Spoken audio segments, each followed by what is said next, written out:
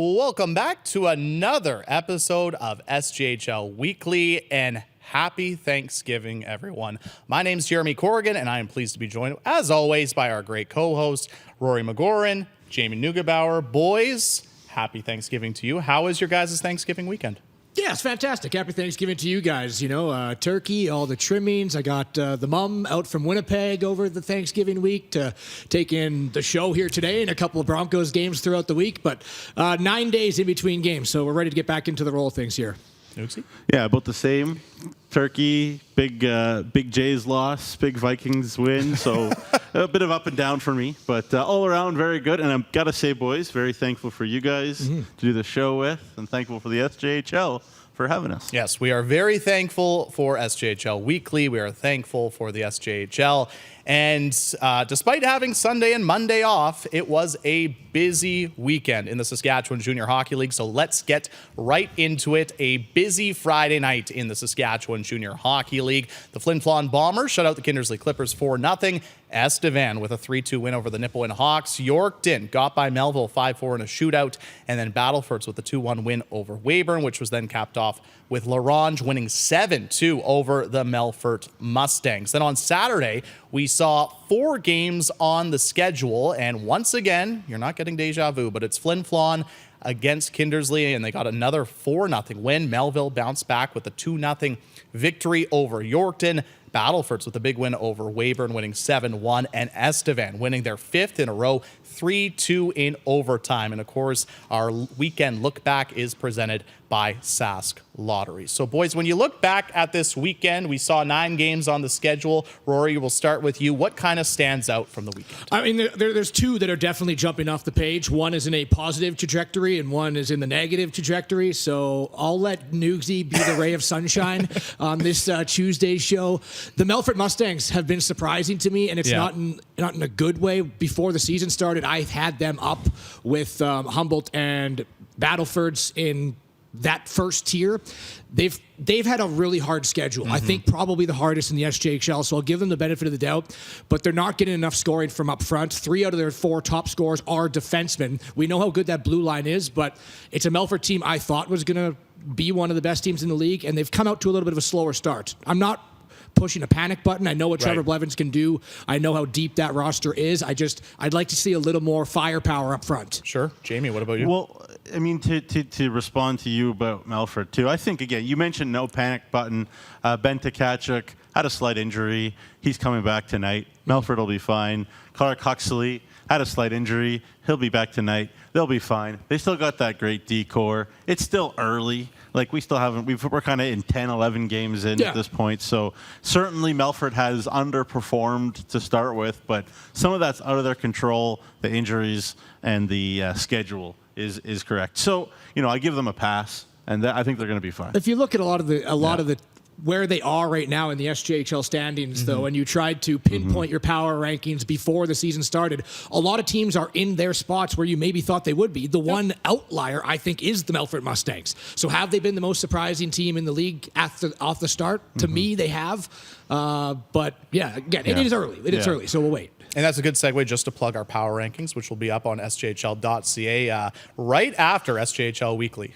Good timing. One team I would like to talk about, I thought you couldn't ask for a more picture-perfect weekend, and that was the Flin Flon Bombers, obviously winning 2 games 4-0. They got some new additions to their lineup. And boy, oh boy, they looked awfully impressive this weekend against the Kindersley Clippers. Yeah, they put up 50-plus shots twice. And this matchup was interesting for me because Kindersley also made some adds, right? They added Ethan Scriven from Battlefords, and they got Jacob DeWitt, you know, recently of the Regina Pats, big, rangy defenseman. So Kindersley had some hope going into this one, as well as the incredible play of Logan Falk, who deserves a ton of credit in net. I talked about him being the solution in Kindersley's net from what I saw at the showcase. Very impressive, but then obviously Hope didn't need to spring eternal, I guess, Rory. They were fine, but you know, you add Alex Von Sprecken into the lineup, he's gonna play for any D-core in this league, period. You know, then you add back Jacob Vockler from the North American League, and he was one of the premium players in the league last year, Centennial Cup, etc. Flin Flon Rory is scary. I think talk about them with Battlefords and Humboldt at the top of the league right now. They put themselves right back in the mix. I know they don't have the unblemished record, which is going to separate those two teams for the meantime. 100%. They're not going to finish all 56 games undefeated. No. Flin Flon's there, 100%. Alex von Sprecken is a prototypical player that the Bombers and Mike Reagan love to have. He's mean, he's strong, physical, can skate, and he can move the puck. And is there a better influx into a lineup than Jacob Vockler throughout this early going of the season? He does everything on the ice. We might find out with Jacob Boucher tonight, but a big one for Humboldt has yet to play, but I think the value that Jacob Vockler brings to the Flin Flon Bombers, PK, penalty kill, 5-on-5, he skates like the wind. We saw him last year throughout his rookie season and then into the playoffs, into the Centennial Cup. I think that is Flin Flon's there. They don't have the unblemished record, but they're right there with those two teams. And they've been playing some really good hockey as of late, but the fact that you can add a top 6 forward for free, it's a huge boost to the Flin Flon Bombers, and he was outstanding this past weekend. He had 3 assists in the 2 wins, and now it's a big weekend or a week ahead for the Flin Flon Bombers as they play 4 and 5, and they will start that road trip tonight in Melville against the Millionaires. Let's talk a little bit about that Highway 10 rivalry. The first 2 games against each other, the Yorkton Terriers, the Melville Millionaires. I think no surprise, these 2 games were very close. They were very entertaining for the fans at both arenas. What do you guys make of let's start with Yorkton. What do you guys make of the Terriers so far this season and them coming off 11 days off because their last game was the Monday at the Showcase and then playing Friday against the Melville Millionaires? I don't think they're too surprising to me right now. Okay. I have liked a lot of the offense that they've gotten from a couple of the new guys. I know, Jamie, you pointed them out, Brett Butts and Dylan Ruptash. I like what they've been able to do to bring in these complementary players that will fill the shoes of Zach McIntyre, Steve Norum, and all those guys. But I think they're right where they are. They're tough to play against. We talk about that every week. Sometimes, they may not have their great performance, but they're going to go up and they're going to be in close games all year. And especially when it's against their Highway 10 rival, that's a 1-goal game written all over it. Yeah, and burying the lead there is Caleb Allen. Are you kidding me? Are you kidding me? This kid is now at .941 save percentage. He made 54 saves in a 5-4 shootout win that you watched, I believe, Friday night there. And you know what? Man, again, you said it, I think, on the show previously, Rory. We all were wondering, who are they going to bring in to replace Caleb DePape in net in Yorkton? And they had a resounding answer. Kid from Colorado, pretty good school in Loomis Chaffee in Connecticut there that he came from, Caleb Allen. Boy, oh boy. Very impressive. And you talked about there Dylan Ruptash. He was creating a lot, generating a lot, played great in the preseason. A little snake bit to start the year. Scored 2 goals there in that game. And good for Yorkton, another piece. And I do hear that Colton Curran also is coming back for Yorkton, so another piece for them to add in. Yeah. Also, Benny Walchuk, the voice of the Terriers and the Mills, and a couple of teams. Everybody, He's the voice of. He's a man that wears many hats. He just tweeted out as well that they're getting Carter Herman back, the defenseman from the WHL. So a nice little piece on the blue line for Yorkton as well. Yeah. And I think for the Terriers, though, I think we were talking about it before the show, though, is there is a little bit of concern when it comes to their offense production so far this season. I think, Rory, you were saying at the beginning that 3 of the 4 of their top scorers are defensemen right now, and they're not really getting the production too much up front. Yeah, they got a lot of new guys up there. Right. And I've liked what I've saw them in the showcase. I've liked their team structure, what Matt Hare preaches. I don't think it generates as much as Battleford's or as much as Humboldt, so they're never going to be at those numbers. Yeah. But if they can clog the middle of the ice and limit the mistakes and jump on the turnovers, which we're known to see Matt Hare and his team do, and then force the offense playing from the right side of the puck and trying to get it that way, they'll be just fine. Let's go to the other side of the Highway 10 rivalry with Melville. Pretty good week for the Mills. They got 5 out of 6 points. They had that overtime win against Melford. The unfortunate shootout loss to Yorkton, but then they bounced back with a 2-0 win. What have you guys seen from Melville this year? Because they're a very interesting team, I think, for me, because they returned a lot of players, and obviously they have Noah Wills up front. Yeah. And they're for me, they're going to be one of those teams in the Viterra that could compete with Yorkton, obviously, for a division title. Yeah, you're right. They've returned a bunch of players, but they're having haven't been that many guys that have been the straw that stirs the drink offensively for them behind Noah Wills and Zach Kane, who I think we've kind of underappreciated so far this year. I mean, the kid has 6 goals. Right. He's just got a bullet. You talk about snipers in this league. Zach Kane deserves to be talked about in the top 5-10 snipers in this league with the shot that he has. And it continues to be an interesting goaltending situation. Regina up in the dub, hasn't gotten great return from their goaltending, and so there's a lot of people in Regina that think, Kelton Pine should be Regina Pat's number 1 goalie.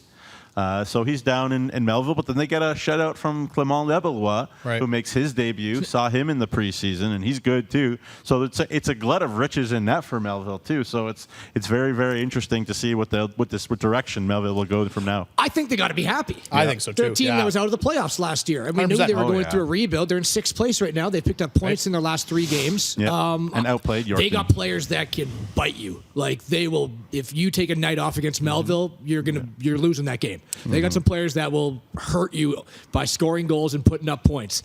So for them to be in 6th right now, a nice little streak for them going. I think Melville should be super happy. And last thing I'll say, Nicolas Samson missed a long time this year. He's back. He's that another makes them electric scary. player. He's electric. Yeah. So if you can, price of admission for Noah Wills, price of admission Nicolas Samson. The depth is getting better. Mike Rooney was really high on that Freifogel kid too in the preseason. He hasn't shown it a ton as he adjusts to the pace of the SJ, but he got a bullet of a shot too. Melville will bite you, as you said. And that's going to be a really good game tonight between the Melville Millionaires and the Flin Flon Bombers. Now, we talked about burying the lead a little bit, and we might have done so here a little bit. We got to talk about the Battleford North Stars. They're 10-0. They had 3 wins last week, a 6-3 win in La Ronge against the Ice Wolves, which I'll say, because I was at that game, they probably didn't, they'll admit probably that they didn't play their best game, but they found a way to win. And then they have 2 home victories against the Weyburn Red Wings. Obviously, when a team's 10-0, and we've talked about it with Humboldt too, good teams find ways to win. But with Battleford, now they're 10-0 on the year. What do you guys think of the North Stars? I know we talk about it all the time. Amazing depth, great goaltending, great D. What's more to say about this club so far? And number 1 in the SJHL according to their top 20 ranking. Yeah, that was a really cool little shout out there to the Battleford North Stars, number 1 ranked in all of Canada. And we got to give credit to Humboldt too. Number 3, yeah. Number 3 and Flin Flon at 20. Yeah, three teams broke in there. But I was just laughing. She said, I think we buried the lead of this team that's 10-0. I don't think there's going to be ever a shortage of things to talk about when it comes 100%. To Battleford. So a few weeks we might be burying them to talk about other things. But no, it's because they are so complete. Yeah. And they're going to be the hardest team to beat on any night, even when they're on their off game. And they had that this weekend, but they still found a way to win. They are flawless to me. So is their record. Yeah, and to your point, I mean, no Steve Kesslering this weekend, no problem. Like, he's a big player for them, but no problem, because they've got all sorts of them, including, we got to talk about Keaton Klein, talk about big-time shooters. In this league, he leads the league in goals, 9 goals, 6 of them on the power play, Jeremy. Yeah. And if you watched 6 of those goals, a lot of them are the same, right? Like through the seam, and what a bullet on the one-timer, the power play. Last year, Rory and I, we talked a lot about Rumsey on the power play for Estevan with the one-timer, and Cole Vardy for Flin Flon, one-timer on the power play. This year, it's the year of Keaton Klein, one-timer on the power play, because he is tough to stop. And coaches watch video; they know they'll put a guy in Keaton Klein's pocket. Good luck. Good luck. Because then Jake Southgate will still find it. That opens up the bumper for Southgate or the point for Ewers. Like, there's no so stopping far, nobody's been able to stop it, is my point. It hasn't, yeah. But if somebody does, like you said, they have lots of options. I think the other thing that's really interesting for me about Battleford, especially this month, is the fact after that game against La Ronge, they're pretty much spending the whole month of October at home. And that begs the question, that's a tough rink to play in. How long can they make this streak go? Well, do you want a prediction? I have a feeling I know what you're going to say. No. They can make it go longer than that. But I think so, too. I would not be one bit shocked if at the end of the month, Humboldt and Battleford's go into their first meeting of the season both undefeated. I'm not going to bet on who would come out that game. Battleford's and Humboldt's, I think, are the top 2 3 weeks away, too. Right? That's what I mean. But it wouldn't shock me. There's still a lot of hockey to be played, and we know the parity in the SJHL. Yes. But if it happened, and anyone's looking at these 2 teams' trajectory, say, I'm shocked that happened. Like, how are you shocked? The way they've been playing doesn't look like anyone can stop them right now. Yeah. Well, look at these numbers for Josh Cote.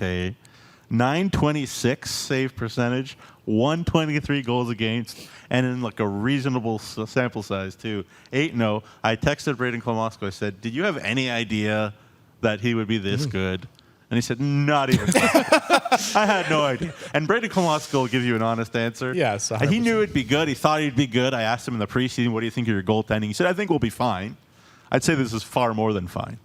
Yeah, it's the best in the league right now. It is. But I mean, he's got a great team in front of him. Yep. Let's give him that. Yep. But 100%. when you have a great team in front of him, it breeds confidence both ways. Your 100%. goalie breeds confidence from the team in front of him, and the team knows that if they do have a little lapse, that goaltender's going to make the save. So they continue that 8-game homestand Friday against Melfort. Melfort's given them some troubles a little bit this year. And then they play Estevan on Saturday. 2 teams played 3 games in 3 nights that I want to quickly get to. Let's talk a little bit about Weyburn. They were at home to Nipawin, then the 2 losses to Battleford. And then the one thing, Rory, you brought up last week was Nipawin on that 3-game and 3-night road trip. They got 3 out of 6 points. What did you make of their road trip? Serviceable. Yeah, I'd say so. Yeah, I don't think anything to hang your heads on. 3 points in 6 possible. Yeah. 1 against Estevan, who's been hot. And it was a close game, too. Like 1 game against Estevan. I mean, that's been really hot. And they've beaten Estevan twice before, so they know they could. But kind of right where I thought they would finish throughout that 3-game Southern swing. I don't think that's a bad result. Half the points. Sure, would you like to get 4? Yeah, you would. But you didn't go 0 for 3. Yeah, Nipawin played pretty well in Wilcox on Tuesday. The Hounds' goaltending had a rough one, unfortunately. But, yeah, the Hawks deserve credit. They penned them in, played well. And, they have some pieces, certainly, in Nipawin that can hurt you. You talked about Melville, Rory. If you're off your game, you take on Melville. You're off your game against Nipawin. Same kind of thing. Bryden Kiesman will get you. Bedard will get you. So Nipawin has the same kind of team as Melville, I think. And I think it's just part of a rebuild. We're seeing it with Melville. We're seeing it with Nipawin. They got to like where they are. 1 and 6, 1 and 7. There's going to be days where, a younger team will struggle. But if they're playing the right way, and Mike Rooney and Tad Kozin have been preaching the way to play, and we've noticed from both teams, they're exciting to watch. Yep. There's going to be ebbs and flows, but where they are right now throughout, what are we now? 20, just under 20% of the season. Yeah. Happy, man. Gotta be. Yeah, and happy for the fan base in Nipawin. What an incredible fan base. And they deserve a great product. Like last year, tough times in Nipawin, there were still great fans there. So now they have a fun team to watch. So kudos to Tad Kozin. I think he's doing a great job. And the staff there, Dana Dirks and Trevor Sabo, and the list goes on. They're doing a great job. Levi Stewart. And Nipawin got to be happy about the present and the future. Got to be said. Quickly, what about Weyburn? They went 1 and 2 this week. They got that shootout win, but obviously then you play Battlefords, 2 games in Battlefords. That's back-to-back weeks where you have to play 3 games in 3 nights for the Wings. Tough scheduling, but the 2 games they lost were against the undefeated Battlefords North Stars, and they were right in that game on Friday too. It was a 2-1. Yeah. Dazza Mitchell was outstanding. I think he made 40 saves. Yeah, Daz is good, and another element to that is Weyburn's D-corps has been racked with some injury problems, and then the suspension to Edward Ruck there from the boarding call in the overtime against Nipawin, in which Weyburn killed a whole overtime shorthanded, which is very impressive. Like 5 minutes shorthanded in overtime. But got to mention quickly here, Rhett Vedras, first overall pick in the SJHL last year, getting his first SJHL minutes here with Weyburn. I know Cody Mapes is extremely high on that D-man now, playing for the Maulers AAA. And again, you get some good coaching from Daryl Mann there too. So great to see another young kid get an opportunity in the league. Well, anytime the number 1 overall pick of the SJHL draft makes his first career SJHL game the year he's drafted, it's fun for the players, it's fun for the fans, the coaching staff, and it's fun for us to talk about for sure. And final team I want to touch on is the L'Orange Ice Wolves, but that is also where we find our Tourism Saskatchewan highlights of the week. Have a look. Curtis drops it back to the point on the right side for Strick. Strick to Coyle. Coyle up to Morgan on the right side. Morgan turns. Morgan cross-ice pass for Strick. Strick up to Curtis. Rebound. Juicy rebound. And here comes Coyle. Blocked out front. Jerome for Curtis. Morgan juicy scores. What a passing play. Spin right there. And Riley Morgan gets the finish. 2 seconds left to go on that pass. Yeah, an unbelievable passing play in that game for the Laurent Ice Wolves, snapping a 4-game losing streak. We talk about tough schedules. They had to play Humboldt 3 times and then Battleford. Really a much-needed win for the Ice Wolves. 4th one today against Humboldt. That's one of the Tuesdays. They're matchups. busy. 4 times already. These teams have only played 10 games, so 40% of them are against the same team. I will say that this is the last game, though, for the Ice Wolves before they get Kevin Kaminsky back. Exactly. Which it's going to be huge. It's going to be huge for them. Yeah, they'll come out hard, and I think they've had some veteran forwards, especially that have played great this year. Ethan Strick. Again, we miss him sometimes when we talk about some of the premium players in this league. In terms of a two-way guy, Ethan Strick is as good as it gets. Mm-hmm. And then on top of that, Walker Jerome had 4 points against Melfort. He's bread and butter. He's salt of the earth, hard-nosed, two-way, 200-foot guy. So, really happy to see him do well as well. Talked about him before. They've got some real pieces, especially up front. Their back end, well solidified in net with Dawson Smith. So, Laurent, again, we've talked about it, Rory. They're not going to be easy for anybody. They're not easy out. Especially in their rink. And Trenton Curtis as well. He was held without a point in his first, I think, 4 games for Laurent. Yeah. Comes out with 4 or 5 points over the course of the weekend. Revenge. So, yeah, revenge was one of the words for sure. But beat up on Melfort. If he can now find his footing in Laurent, it's just another weapon. But you're right. You mentioned Riley Morgan, Walker Jerome, Ethan Strick. When we talk about the top players in the league, we leave those guys off for some reason. I don't know if they just fly under the radar, but another team that, you can't take your eyes off those players. They're defensively responsible kids. Sure. They take care of their end first. So, I think that's one of the reasons why. We all look at points all the time. But, Kevin Kaminsky's recruited a lot of good two-way forwards the last number of years. So these are a bunch more. And today's guest on SJHL Weekly is the starting goaltender for the Estevan Bruins, Cam Hrdlicka. And before we go to break and we talk to Cam, let's talk about the Bruins. 5 straight wins, a picture-perfect week, and a little bit of a spoiler. They're the biggest movers in the SJHL Power Rankings this week. I think, but I'm not going to tell you where. You got to go to the website for that. Do we need to hit the panic button on this show more for some teams? I don't know if we officially hit it hard. No, we were teasing it. We teased it a bit. It's moving closer to Nugesy's hand, and he was about to hit it when they were 1-6, and now they're 5 wins in a row. They're 6-6, and they seem just fine. They're getting contribution from everyone, and Cam Hrdlicka might be the most valuable goaltender in the SJHL. Yeah, I think I was the leader of the don't panic movement, to be honest. The rest of we'll have to check the tapes. We'll check the tapes. Check the tapes. 4 of their 5 last games have been 3-2 wins, and the other game was a 4-2 win with an empty netter. So, all that to be said, Cam Hrdlicka is good at hockey. Yeah. And we will chat with him, Cam Hurlika, the reigning Sasktel goalie of the week, right after the break. This is SJHL Weekly across the SJHL social media platforms.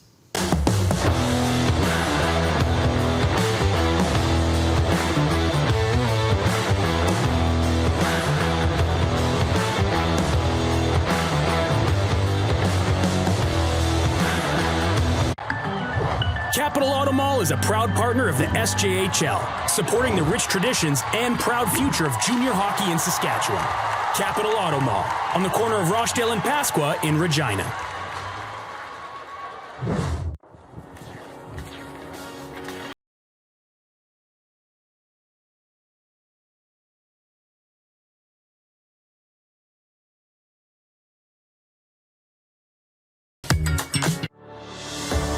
Saskatchewan, you know Sasktel, because we're everywhere.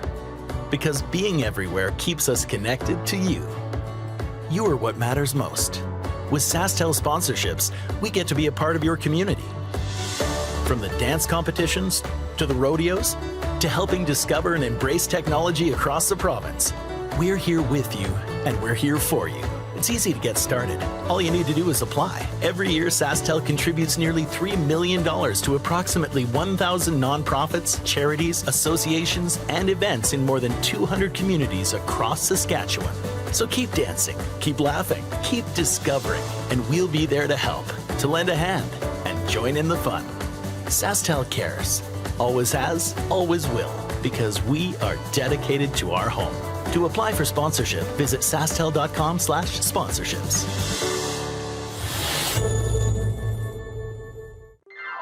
When you buy a lottery ticket in Saskatchewan, your money really goes a long way. More than 12,000 sport, culture, and recreation groups receive funding from Sask Lotteries every year.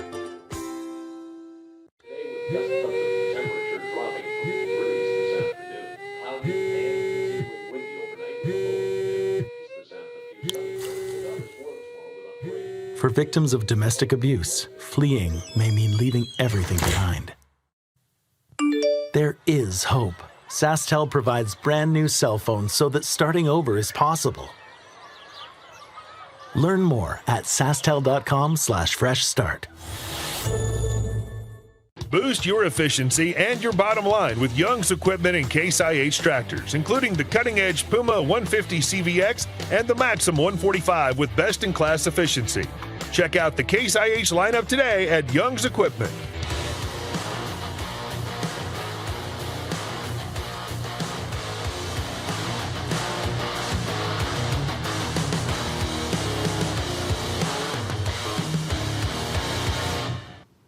Welcome back to SJHL Weekly. Thank you so much for joining us. It's Rory Mcgouran, Jamie Neugebauer, Jeromy Corrigan, and we are now pleased to be joined by the starting goaltender of the Estevan Bruins and reigning Sasktel Goalie of the Week, Cam Hrdlicka, who is on the video chat line. There he is. Hey, Cam, how's it going today?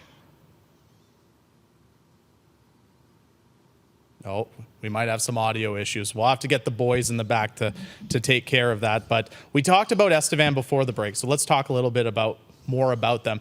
We've seen Cam's play. He's been obviously he's been outstanding. But let's talk a little bit about their blue line, because I think their blue line's a little underrated, despite them contributing a lot for them.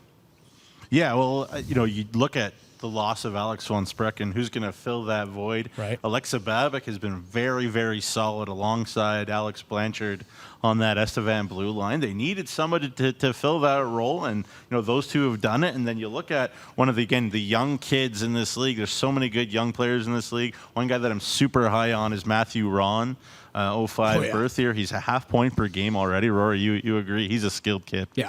Yeah, he's really good. I also think that their forward side of their game are playing more responsible than we saw through their 1-6 stretch, which is obviously helping out their defense. They're playing more of the right way instead of, maybe defending champions coming back in thought it would be a little bit of an easier roll out of the gates. It wasn't, and now they're playing a little more defensively, which I think you're seeing collectively as a team. Well, and the big thing too is we've talked about this a few times on the show, is their division's very tough to predict, and it's a very tight and I think closely knitted division between all four teams, and they all play kind of a little bit of a different style. So it's interesting how they kind of match up against the Yorktons and the Melvilles. Yeah, I know, absolutely. I think that's a great point that you were saying about the division. Matt Hare, if anybody game planned well against Estevan last year, it was Matt Hare, and the Yorkton Terriers played them tough, a lot of one-goal games. I think Estevan came ahead a game or two, but overall, I think, Matt Hare knows that he feels like he knows he can coach against Jason Tatarnic. And then, Melville, we've talked about, Rory, only needs one or two chances to really change a game, so that's tough for anybody. And then Weyburn has this new identity as long as they can stay healthy. Getting great goaltending from Daza Mitchell. I hear maybe another reinforcement might be coming for Weyburn too, but we can't get into that teaser. But it's an interesting division, the Viterra. Well, I think that's exactly what you want to see after last year. After Estevan rolled through a bunch of those teams. Yorkton, you mentioned, did put up some fights throughout their, 8-game series, but it was Estevan's division last year. And I think for, SJHL fans, the fans of the amazing parity in the league, you'd like to see a little bit more of a dogfight in the Viterra division. 100%. And you're going to get it this year. We are just trying to get Cam back on the line. We have a little bit of technical difficulty. So while our great team in the back tries to get Cam all set up on the video chat, let's talk a little bit about the players of the week. Because we talked about, obviously, Cam Hurlika is the Sasktel Goalie of the Week. He was outstanding this week in the Saskatchewan Junior Hockey League, helping the Estevan Bruins to 3 more wins. They've won 5 in a row. But let's jump to the SGU MVP of the week, and that being Jake Southgate of the Battleford North Stars. And the interesting thing with the Stars is with how good they've been this season, really, there's a bunch of players that could easily be MVP of the week for them. But Jake Southgate, 1 goal, 5 assists this past week. He was outstanding. I think every single week, at least one of the 4 players of the week have been on the Battleford North Stars, but there's no surprise why. And now it's just another one of the key cogs that just keeps that engine rolling up front in Jake Southgate, the captain, the Battleford's native. I know we're going to talk a little bit more in depth about Thanksgiving coming up later in the show, but what teams are thankful for. Yeah. having a hometown grown boy on a roster wearing the C, and I know they have a litany of players that are the reason they're 10-0, but that is something that just means so much to a community, to the players around him, and I love to see Jake Southgate having a great year here. Yeah, and it's another thing where it's a kid that was recruited young, a little unknown, local, as you mentioned, but a lot of these Battleford's kids aren't just dropped into the team this year either. They've been together a couple of years, so that chemistry is also already there in spades.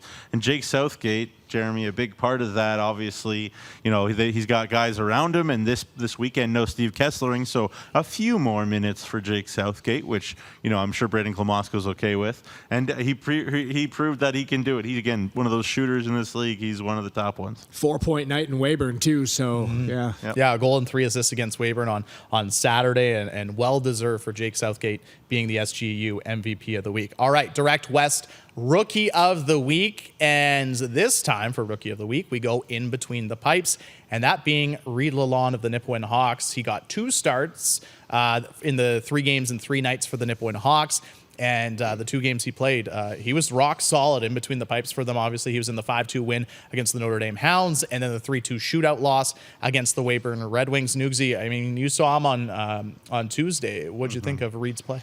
Yeah, he was solid, and I think it was a rough first period, but it was a much more even second and third for Notre Dame and Nipawin, and he made some big saves, and the game could have changed, and the momentum could have changed quickly. The Hounds were very happy with the way they played on the night before, against Estevan. Cam Hrdlicka stood on his head. Yeah. So the Hounds came into that game with a lot of confidence, actually put up some great chances. Reed Lalonde really shut the door in key moments, and they always talk about sometimes it's not about how many saves, it's which saves you make, and Reed Lalonde made the right ones against Notre Dame. Oh, he was in net for all 3 of their 6 points this week, too. The rookie goaltender, him and Nolan McDowell, gave Tad Cozen a reason to trade Harmon Laserhume up to Flin Flon. I know we talked about that last week. But, yeah, it was the Nipawin Hawks needing to just pick up points where they can, and Reed Lalonde helped them pick up the 3 out of the possible 6 this week. And having confidence, I think, in a young goaltender, too. Like, sometimes I think in junior hockey, it's easy to go with a veteran in between the pipes, but to have the confidence in a young goaltender like Reed Lalonde, Tad Cozen has shown that this year, because Lalonde's been in, I would say, the majority of their games so far. And it's actually one of the questions I want to ask Cam Hrdlicka when we get him on the show is how much confidence did you gain from 100%. having the trust of a team that knew they were loading up for the Centennial Cup? And I think he moves them into this season. But now Nipawin is a team that's trying to move into the playoffs. And they, are trusting 2 young goaltenders. So this can be, not valuable for just this season, a lot more moving forward as well. Yeah, and to that point, Rory, I mean, I think the way that this league keeps getting better and growing is that it's a complete meritocracy, every team, right? And what I mean by that is, if you are the better team in camp, I don't care if you're 20, I don't care if you're returning, I don't care where you're from. If you're the better guy, you're going to get the spot, and you can't have those little nepotisms, those little, nitty-gritty things where you are like given the spot. You have to earn it. And Laserhume and Chase Ham, lost out to McDowell and Lalonde, and that's Tad Cozen's prerogative. And fair enough, those 2 guys deserved it, and they've shown their coach to be smart so far this year. Yeah, I mean, Reed Lalonde, obviously, he earned the job. He earned the starting job in Nipawin, and obviously, so far this year, it seems like he's kind of taken the ball and run with it a little bit. Finally, Defenseman of the Week, and we talked about Estevan having such a successful week, going 3-0, and one of their leaders was on the blue line in Alex Blanchard. 2 goals, 2 assists. We talked about the blue line for Estevan, really producing offensively for them as well as playing, obviously, great defense. I think we were expecting this from Blanchard maybe a little bit earlier in the season, just based off of his pedigree coming into the Estevan Bruins blue line. But we've seen it before with major junior guys coming in. It's a different animal, this league. Is it as high-end? You know what I mean? Like, of course, there's more high-end talented, and it is major junior as opposed to junior A. But the style of play can sometimes take a little bit of a learning curve to find that extra room, to find that extra time before a body's right on you. And Alex Blanchard, you expect him to be a really high offensive powered defenseman, and this week I think you just saw him being a lot more comfortable with the Bruins. Yeah, no, I agree. And, I think, again, like they found a partner that fits him well, too, and Alexa Babic, who's simple and safe and good, and let go be yourself, Blanchard, express yourself, and I love those Ontario boys. That Rory Welland, Ontario, Niagara area, same area that Jason Tatarnic is from, so a little bit of a connection there, but never hurts. And there you go, Babic and Blanchard, two Ontario boys figuring it out for Estevan. Gotta love those Ontario boys. And we were talking about, again, like their blue line continues to produce, and with his week where he got 2 goals and 2 assists, I do believe now he's tied for third in SJHL defenseman scoring. So they're getting a lot of contributions from their blue line, and I think for Estevan this year, do you think for them to be successful this year, they're going to have to get the contributions from their blue line? I think they're going to have to get contributions from everyone. Right, fair. They don't have Olivier Pouliot, Mark Rumsey, who can win a game single-handedly. Cade Runke's been great. I'm not taking anything away from Cade Runke, but they're going to need to be a complete team, I think, this year, as opposed to what we were accustomed to seeing last year. Yeah, and it's interesting, Roy, to that point. We all wondered, okay, last year, last couple of years, Matt Hare has had to change things the way he's done things in Yorkton, because Yorkton had those stars, Jared Gervais, Legion, Keyshawn Gervais, Chance Petruic. The list kind of goes on. Chance Petruic, maybe one of the greatest that ever played in the SJ. So he's had to show that, okay, now this is a team that I have to really, really coach and really mold into the style of play and then build an identity. And Jason Tatarnic has that opportunity now, and that's actually, I think, a good thing, a foundation that Estevan can start with. And they're going to keep adding. They added Salvatore Colora, up front. I'm sure they'll add some more as they continue to look, but it's a good foundational start, I think, for Estevan to have to go through tough times and come their way out. And obviously later on in the show, we'll talk about the games coming up in the next 2 days, but I think one game everyone should be kind of putting their eyes on a little bit is Wednesday nights in Flin Flon against Estevan down at Affinity Place. The first time the two teams meet up since last year's final. That is going to be, and just with everything that's happened in the last week with the Von Sprecken trade and everything, that is going to be a game that I don't think fans down in Estevan will want to miss. So just to recap the players of the week, SGU MVP of the week is Jake Southgate of the Battle for North Stars. Sasktel goalie of the week is Cam Hrdlicka of the Estevan Bruins. Direct West rookie of the week is Reed Lalonde of the Nipawin Hawks. And finally, the defenseman of the week is Alex Blanchard of the Estevan Bruins. We're going to take a pause. When we come back, we're hopefully going to have Sasktel goalie of the week, Cam Hrdlicka, on the line. Hopefully we figured out the technical difficulties, but after the break, hopefully we'll talk to him, and we'll also talk a little Thanksgiving. You'll see what I mean after the break. This is SJHL Weekly across all of the SJHL social media platforms. Get red and ready with Case IH and Young's equipment. From Case IH combines to MacDon headers, Young's carries all the best in new or pre-owned harvest equipment. With field-ready, industry-leading equipment and highly dedicated service staff, we're here when you need us most. Come experience our award-winning service for yourself and visit youngs.ca to find your nearest Young's equipment location.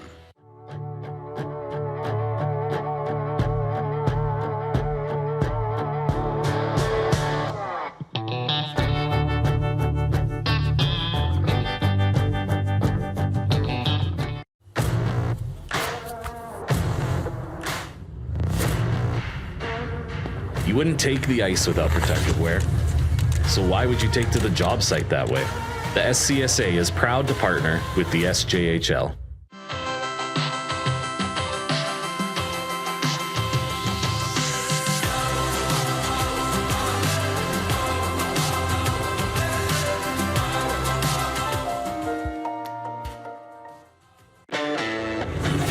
Make way for the first ever Chevrolet Silverado ZR2. With Multimatic shocks, rugged 33-inch tires, and front and rear electronic locking differentials. Dude, this is awesome, but we should get back to work.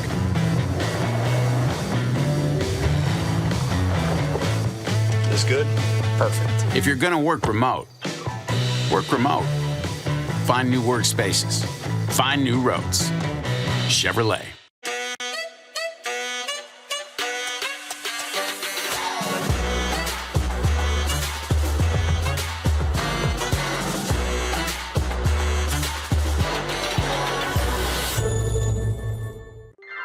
When you buy a lottery ticket in Saskatchewan, your money really goes a long way.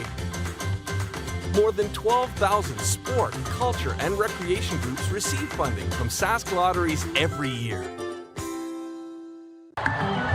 Capital Auto Mall is a proud partner of the SJHL, supporting the rich traditions and proud future of junior hockey in Saskatchewan. Capital Auto Mall, on the corner of Rochdale and Pasqua in Regina.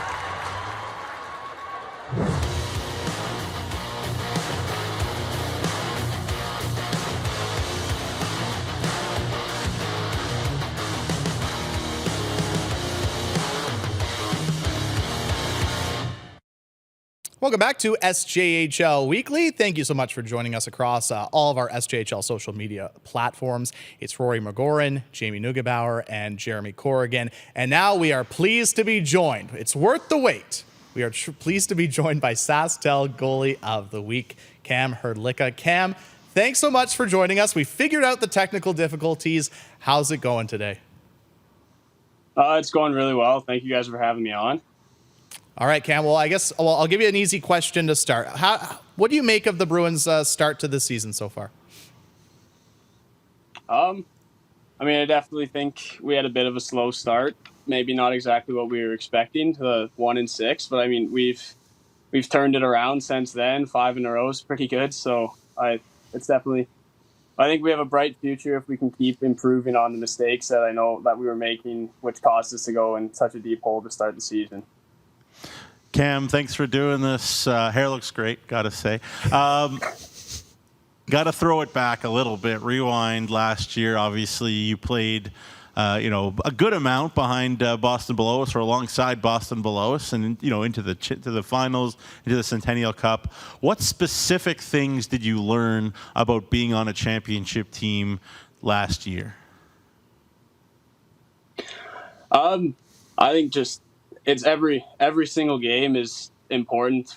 Like last year, I think we won the league by 1 point, and we almost lost the first place in a loss, because if we didn't make it to overtime against Weyburn in the last game of the season, we would have been first place and would have been second, having to play L'Orange in the first round instead of Notre Dame like we did. So it's like every single game matters, and every single game, doesn't matter what team it's against, every team in the SJHL can beat you at any given time, which they showed last year when we lost to Weyburn in the last game of the season. So it's just, bringing your best game every single time, can't take anyone lightly. And just, the work ethic you need to put in to be that caliber of a team.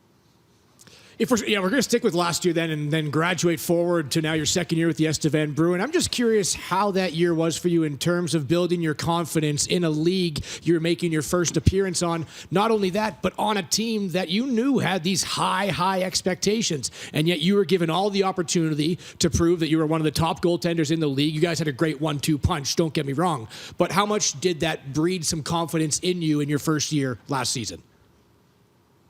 It definitely helped a lot. Like coming in this year, it was really nice knowing that I'd had the success that I did last year. So I knew that I was able to play in this league, and I was able to keep up with all the other top goalies. And it just helped ease me into it, I think, being able to play that a lot fewer games, even though definitely some important games, but it definitely helps ease you into confidence and just helped me get adjusted to the league, because the pace, the travel, the schedules, and just even like playing in front of that many fans is something that you're not used to, or at least I wasn't used to that in midget. So I think it really helped me just get adjusted to the league. And now in my second season, I'm used to it. And so playing more games I feel comfortable with it. And how exciting is that for you to know that you have the ball and you can run with it? You played 22 games last season. It's not a tiny amount, but you're the guy now. How excited does that make you? Yeah. Definitely feels awesome. It's really nice knowing, like, going to the rink and knowing that I'm playing that day, rather than knowing I'm most likely watching the game. But it feels good. As a goalie, I think everyone, you kind of dream you want to be playing all those big games. And I know last year I didn't have too many of those. So this year I'm hoping that I can pick up where I didn't have last year, play against all the top teams, and kind of show that, I can hang around with those top teams and not just play in the games that some people maybe don't think are as important. But yeah, it definitely feels really nice to be playing such a big load of these games. And obviously, Cam, your team is doing much better now with you in the net. But I got to ask you, slow start to the year for the team, and you guys have picked it up lately. How does it feel? Does it feel any different this year, I should say, without that weight of a Centennial Cup at the end of the year, without all that expectation being the same? I know inside Estevan, the expectation is always enormous. But how does it feel different for you guys this year? It's definitely a little different. I'd say, the outside pressure just to be that top team is definitely not there, even though like within the locker room, I know everybody on the team, we see our potential and we all know that we can be one of the top teams. We can hang around with every team in this league. So it's definitely different not knowing that we're going to be in Centennial Cup, but we're treating it the same way. We're going to prepare the same way every game, like just focus on each game, each individual game, making playoffs and seeing how far we can push there. Now, Cam, this week you were named Sasktel Goalie of the Week, but one of your teammates, Alex Blanchard, was named SJHL Defenseman of the Week. I have to ask you about your blue line this season. It seems like you have some great depth on the back end to help you out in between the pipes. Yeah, they've been amazing, especially in this 5-game win streak. Like I'm not sure the exact amount, but the amount of goals that they've scored, our D-man has been like incredible. Like it seems like every game we're pretty much guaranteed to have one of them score, maybe even a couple. But yeah, and then even defensively, like I wouldn't be up for that award if they weren't playing so well in our D zone. Like they help me out a ton. It makes it a lot easier when I know that I have some really good guys in front of me, and it allows me to get more comfortable and be able to play because I know that they have my back and they're not gonna let anything by them. So I can sit there and I try. When they do make the odd mistake, I try and bail them out. But I know I don't have to that often because they've been playing so well. Thanks so much for joining us, Cam. The Estevan Bruins, clearly right now one of the hottest teams, winning 5 games in a row. But we talked about the start as well with you. When it was 1-6, what was kind of the message in that room? Because the Bruins, their fan base, they expect a winner. It wasn't the way it was going out of the bat throughout the first 7 games. But how did you guys, fight your way through it in a time that, can maybe be frustrating for some people? Grip your sticks a little tighter, so on and so forth. But what was the message, and how did you guys get out of it? I mean, I think the message really was like no one's was giving up on this team, because I think coaching staff, players, like I said before, we all saw the potential. Like every game we had played in was like a tight one, except maybe the one Weyburn game. We were in every single game, like the Humboldt one, 1 minute left, 2 goals. They're tough losses to have, but I mean, they kind of showed us that we have what it takes to kind of be a winning team. So I think that we kind of built off that. And then when we got that first win against Weyburn, we just kept rolling, just wanted to just keep it, taking it one game at a time. And we knew we had to dig ourselves out of the hole. And I mean, I don't think all of us were expecting it to happen those 5 straight games. But I think we all knew that we could do it. So we just got to keep trying, keep rolling. And yeah, I think we all knew that we could do it. Just got to play the right ways, minimize the little mistakes that were really killing us at the start of the year. All right, Cam, final question for you. You guys are on a 5-game winning streak going into Wednesday night. It's a rematch of the SJHL final from last year against the Flin Flon Bombers, and Alex von Sprecken's on the other side. What do you expect from that matchup, and how excited are you for that game on Wednesday? Oh, yeah, I'm really excited. I don't actually think I played Flin Flon at all last year, or I think I played 10 minutes or so in the finals against them. So it'll be my first for me. It'll be pretty good because I saw them a lot last year. They're always a really good team, really good defensively. And yeah, obviously playing Vonnie again it'll be a little weird having him in the other jersey, but I think all the guys are excited to see him again, and it'll definitely be a good game. I think that'll be a game that it'll really show, I think, where we've come from the start of the year to now, is because they're definitely a top team in the league. So if we can hold our own with them, it'll definitely show, I think, how good we are and what we can do. All right, Cam. Well, thank you so much for taking the time to join us today. And it looks like we might have lost him. Oh, there he is. Thanks so much for taking the time to join us today. We really appreciate it. Congratulations on being named Sasktel Goalie of the Week. And congratulations on the start to the season for you. Yeah, thank you guys very much. And yeah, thanks for having me out. That is the Estevan Bruins starting goaltender, Cam Hrdlicka. Very well-spoken netminder for the Estevan Bruins. And he kind of touched on it a little bit, and I couldn't agree more. Having that experience from last year, not only being a part of that championship-winning team, but the fact that he got into as many games as he did as a rookie, it's obviously proven that it's really helped him early on this season. Seems like how quick he was in the net. I thought that's how quick he was out of the interview. Yeah, I was going to say. He sped right out of there, but that's why Rory's a pro broadcaster right there. I did say last question, to be fair. Yeah, he was ready for it. Once he stopped talking, he said last question. See ya. I think that's an amount of experience that's invaluable for a rookie goaltender, especially as he mentioned, playing for a team that had those aspirations to get that trust and that leaned on. Sure, it wasn't the biggest marquee games, but you know what? You got to find your place, and he navigated through it. He had the best numbers in the SJHL last year among qualified goaltenders since he did play 22 games, and he's turned that around to this year. I still think he might be the most valuable. When you talk about valuable to a team, I think he's number one in terms of goaltending in the league. Well, he started 11 of the 12 games, so I'd say that's pretty valuable. Now, finally, before we wrap up today's show, in the spirit of Thanksgiving, we're going to talk a little bit about what each SJHL team is thankful for. So what we did, and this was a great, I got to give credit where credit's due. Jamie came up with the idea. We each took a division, and we're going to talk a little bit about what each team in the Saskatchewan Junior Hockey League is thankful for. So, Rory, you have the Global Ag Risk Division. Who do you want to start with? Let's start right at the top. Right, the Battlefords North Stars, and I think they're thankful for firepower, man. Like if I can't find a weakness on their team, what's their greatest strength? And they got 51 goals already. Their goal differential is number one. They roll all four lines. They have 5 out of the top 20 scorers in the SJHL. When they don't have Kessler in the lineup, they're getting a 4-point night from Southgate. When they don't have Southgate scoring goals, they're getting the SJHL leading goal scorer in Keaton Klein. Firepower, man. They can beat you in smothering games like Weyburn, but when they're on, good luck stopping them from scoring at least 4 goals. Exactly. Jamie has the Viterra division. Jamie, where would you like to start? Well, I'll start with the guy we just talked to, the Estevan Bruins, and the health of Cam Hrdlicka. He started the year healthy, got hurt in a game. It didn't go well for Nipawin when he was gone, and Rory, you said it.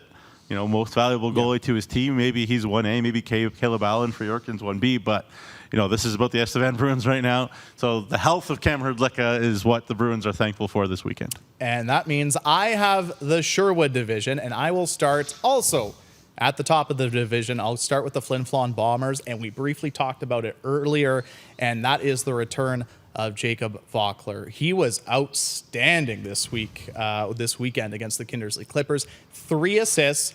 But if you watch the highlights from those games, he generated so much offense for the Flin Flon Bombers. Like, those games easily could have been much higher. He could have had a couple of goals in each game. And I think we talked about now the Bombers adding depth to their lineup, adding a top 6 forward essentially for free. It's a huge addition for them, and I think they're thankful that they got him back from the NAHL as quickly as they did.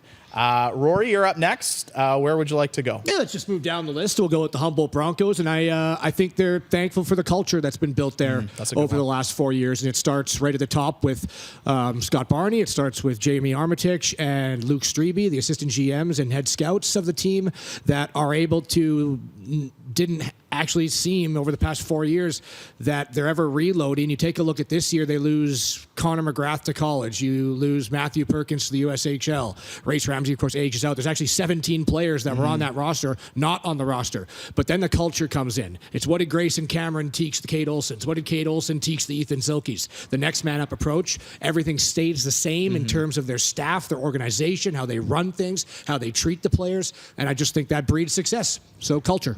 Good one. Jamie? All right. Well, we're going to look over your shoulder there. My laptop died. Sorry, folks. The Yorkton Terriers will go straight to their scouting staff, because they've brought in all sorts of 2004 birth years, or even 2005 when you talk about Pavel McKenzie out of the Tisdale Trojans. They got a great haul of young rookies this year to the Yorkton Terriers, really leaning on them. We talked about Butts, Ruptash, McKenzie, Nemo, Mays, Allen. The list goes on and on, not missing anybody on purpose. But without a laptop, too. Wow. Without a laptop. Pretty good. That's why he's good at his job. There you go, Luck. There you go. Thanks. That's why they pay me the bucks. But the Yorkton Terriers, folks, they've recruited some kids, and they've come in and not really looked like rookies at all this year. Big time kudos to that recruiting and scout staff, and Matt Hare as well, obviously, for picking the team. Yeah, that was a very good one. Up next for me is the Larange Ice Wolves, and I think they are very thankful for assistant coach Kyle Schneider. Yeah, nice. I mean, you start the year with the Kevin Kaminski suspension, 10 games, and I think it would have been easy for the Larange Ice Wolves to maybe get off to a slow start this season because of that suspension. But Kyle Schneider has done an incredible job with that hockey club. They play a very hard style of hockey. Their forecheck's outstanding. The one thing I really noticed in the games I've seen against them or involving them is a lot of their forwards love to block shots, and they commit, and they're committed to their team. And I think that's why they're giving some teams a difficult time for sure. And once, Kevin Kaminski just has to serve one more game, but Kyle Schneider deserves a lot of credit for where Larange is to start this season. Rory, you're next. Yeah, the Notre Dame Hounds. It's whoever installed the shiny spotlight at the beginning of that program, or at least since I've been here. But although the Hounds have had a couple of seasons where, they didn't go to the first round of the playoffs, right? They're right now sitting in second last place.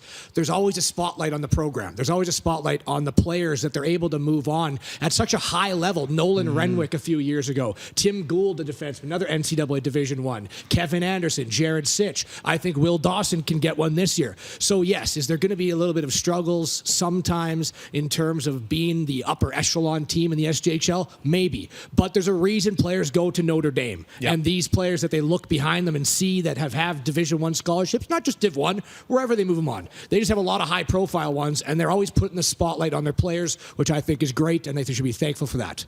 Jamie? Yeah, I'm going to move on here to the Melville Millionaires. And again, it's kind of similar to Estevan getting Cam Hrdlicka back, the health of Nicolas Samson. Right. I could have just said, how good is Noah Wills? And that would be fair enough. But he needs some help. He needs some depth alongside Zach Kane. Nicolas Samson, look at the Melville lines. All three of them starting on different lines in the first game here tonight. So the Melville Millionaires get a little bit more depth from Nick Samson, and that is huge because that makes them just a little bit more dangerous. And Nick Samson's health is what they're thankful for this weekend. For me, the next one is the Nipawin Hawks. And for me, the experience from last year is what they're thankful for. I know last year was such a tough year for the Nipawin Hawks and a lot of change when it comes to the organization. But you had a very young team last year in the Hawks. You have a head coach and GM in Tad Kozin taking over as the head coach and general manager. And the second half of last year really was a learning experience for their organization. And I think as a result, you're seeing a lot of players and even Tad himself really taking that next step this year. And we've seen how good they can be, but they're still a young team and they're still learning. But I think that experience from last year, especially near the end of the year, has really helped them so far this year. Rory, your final team. Final one, the Kindersley Clippers. Yeah, and it hasn't been the start that they wanted either. So Who do you look to when things aren't going to the way? It's the people you look up to, and it's the people that lead the team. So I think they got to be thankful for the leadership, and hopefully that, Braden Cook, the captain, all their assistant captains, can get this team in a position where they're not getting frustrated too early. It's only been 8 games, right? They only have 4 points, 1 win. So they're going to need to lean on the people that can try to get them out of this. And then a dark horse here, of course, Ken Plaquin, the head coach, but new assistant coach Tyler Traptow was on the Kindersley Clippers the last time they made the playoffs. This is a guy, that was 2018-19, so 4 or 5 years ago now. This is a guy that these players can ask for opinions and ask for questions and look up to and be like, okay, were you ever in this type of funk? And how do we get out of it, right? What do we do? And I think Tyler Traptow, Ken Plaquin, and then their leadership group are going to need to help build some culture here that helps this Clippers team not get frustrated because it's still really early. Yeah, absolutely. Larange, quick. Dalen Mannon just named the head coach of a junior team in the States, too. Cool. Speaking of a former. Got to throw that in quick. All right, moving on. Weyburn Red Wings. Last one here. And I'm going to be a little meta here outside the box. Oh, they are boy. thankful for Thanksgiving because they needed a break. Their decor was banged up. Edward Ruck's suspension hurt them. They needed a couple of days off to reload, regroup, make a couple moves. And I think they're thankful for these couple of days that they had off, like 6 days or whatever it is between games. So I'm just going to say the way Red Wings are thankful for Thanksgiving. And it's funny, too, because you could actually say the same thing about Humboldt, too. I mean, coming off 7 games in 10 days, I'm pretty sure they're pretty thankful for having that 8-day stretch of not playing a hockey game. Finally, last but certainly not least, the Melfort Mustangs, and something else we definitely talked about is tonight, when they take on the Notre Dame Hounds. I think they're thankful for the return of their captain, Ben Tkachuk. Obviously, since he went down with an injury at the SJHL Showcase, it hasn't been going the way I think a lot of us predicted when it comes to the Melfort Mustangs. Rory, you touched on it earlier. I think a lot of us thought Melfort was going to be one of the top teams in the SJHL this year. I still think they still can be. And I think they will be. Mm-hmm. The big thing for Melfort is they haven't been healthy. And I think having some of these players come back, especially your captain coming back, I think tonight could be the spark of a turnaround, but we shall see. And I think they're going to be very thankful for Ben Tkachuk's return. Before we go, let's preview tonight's action in the Saskatchewan Junior Hockey League. We briefly teased it, but it's a busy night tonight. Flin Flon's in Melville to take on the Millionaires. Yorkton plays host to Nipawin. Larange is in Humboldt. Humboldt's first action in about 8.5 days. And the Notre Dame Hounds play host to the Melfort Mustangs. And then quickly on Wednesday as well, Flin Flon then continues their 4-game and 5-night trip against the Estevan Bruins. And then the Yorkton Terriers play host to the Larange Ice Wolves, who are also playing 4 games in 5 nights. Boys, before we go, when you look at those 2 days over the course of the next couple days, I should say, with those games, what stands out? What are you looking forward to? Couple big games for Larange. Obviously, going into Humboldt, already the 4th meeting against the Broncos and the Ice Wolves. They've only played 9 and 8 games respectively, so it's been almost half of them have been against the one team. It's almost like a playoff Flin series. Flon's got a heavy stretch. But yeah, just personally, I got to get back on the road and get back to Humboldt and into the booth because 7:30 puck drop after that long holiday hiatus. Yeah, getting a little rusty there, Rory. I think so. Yeah. Oh, hey, come on! Like the SJHL finals were so special to us. Rory. So special to anybody who was part of it. Both the Estevan and Flin Flon fan bases embraced us in a way that was so meaningful. We appreciate every one of you, and now I want you guys to get back to killing and hating each other's guts because that's what's going to happen Wednesday night. Flin Flon, Estevan, 2 teams that are hot. It's going to be spicy up in Affinity Place. Go get yourself a Tower Pizza. They're not a sponsor, but they could be. And it's going to be a lot of fun at Affinity Place. Flin Flon, Estevan, gotta love it. That escalated quickly. I didn't expect killing each other going to be. Wow, that got spicy very his quick. Laptop and goes right off. The no kidding. That's what happens when Newsy loses technology. I think there's a lot of great games coming up this week. I guess for me, what stands out is Rory briefly touched on it, but Flin Flon and Larange playing 4 games in 5 nights this week. Busy stretches for both clubs, and similar to what we said about Nipawin last week, an important stretch of hockey. I'm curious to see how these teams go in the southern portion of the province and play 4 games in 5 nights to see how they perform, and then how the standings potentially shift after this week. Of course, on SJHL Weekly, this show wouldn't be possible without the great sponsors that we have, and there's so many. Thank you to Chevrolet, Capital Auto Mall, Great Western Brewing, Cantera Seeds, Viterra, RBC, Sasktel, Saskatchewan Construction Safety Association, Sask Lotteries, Tourism Saskatchewan. Thank you so much for your support, because if it wasn't for your support, we wouldn't be able to put on this great show each and every week. As you can see, those are our socials where you can find the latest and greatest in the Saskatchewan Junior Hockey League, where you can stay up to date on the players of the week, which were announced yesterday, the power rankings, which were released 3 minutes ago on sjhl.ca. You can see our opinions on the power rankings. And the one thing that's not up there is be sure to subscribe to our YouTube channel, where you can see all of our shows, all of our features, all of our interviews, and much more. Thank you so much for joining us this week. We all really appreciate it. For Rory Mcgouran, Jeromy Neugebauer, Jeromy Corrigan, this has been another great edition of SJHL Weekly across the SJHL social media platforms.